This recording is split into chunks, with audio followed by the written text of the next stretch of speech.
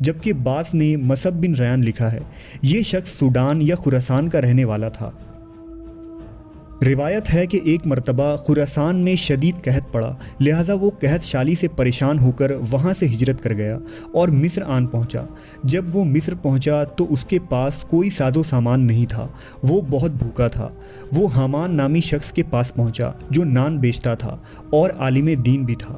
اس نے مذہبی کتابوں میں پڑھا تھا کہ ایک زمانے میں ایک آدمی خراسان سے مصر آئے گا جس میں بہت سی خصوصیات ہوں گی۔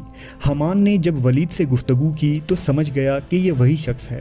حامان نے ولید کو اپنے گھر میں مہمان بنا لیا اور وہ اس کے گھر میں کچھ دن تک قیام پذیر رہا۔ حامان نے ولید کو اب مصر کے بازار میں جانے کا مشورہ دیا تاکہ دونوں مل کر وہاں کوئی ذریعہ معاش تلاش کر سکیں۔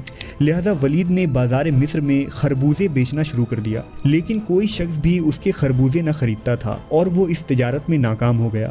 چنانچہ ولید بادشاہ مصر کے دربار میں گیا اور اس سے درخواست کی کہ اسے کوئی روزگار فراہم کر دیں، وہ پوری ایمانداری سے امور کو سر انجام دے گا۔ چنانچہ بادشاہ نے ولید کو مصر کے قبرستان کا داروغہ بنا دیا۔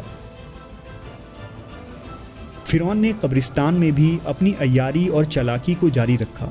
اس نے قبرستان میں داخل ہونے والے مردوں کے عوض لوگوں سے ٹیکس وصول کرنا شروع کر دیا۔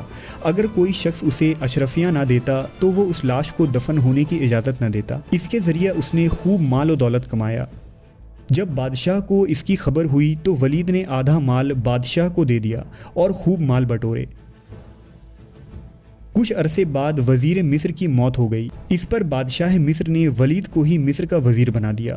ولید ان دنوں بہت طاقتور تھا اور مصر کے قبطی لوگوں میں بہت مشہور ہو گیا۔ چنانچہ جب بادشاہ مصر کی موت ہوئی تو اس کی کوئی اولاد نہ تھی۔ اس کا فائدہ اٹھاتے ہوئے ولید بن ریان مصر کا بادشاہ بن بیٹھا اور قبطیوں کو اپنے ساتھ ملا لیا۔ اس نے حامان کے ساتھ مل کر منصوبہ بنایا کہ قبطیوں اور مصر کے لوگوں کے سامنے اب وہ خدا بننے کا دعویٰ کرے گا اور اپنی پرستش کروائے گا۔ قبطی اس پر راضی ہو گئے اور فرعون کو خدا کا درجہ دینے لگے۔ ہر گھر میں اس کی پرستش شروع ہو گئی۔ لیکن بنی اسرائیل اب بھی یعقوب علیہ السلام کے خدا کی عبادت کیا کرتے تھے اور فرعون کو خدا ماننے سے انہوں نے سیدھا انکار کر دیا۔ نتیجے کے طور پر فرعون نے بنی اسرائیل پر ظلم و ستم کرنا شروع کر دیا اور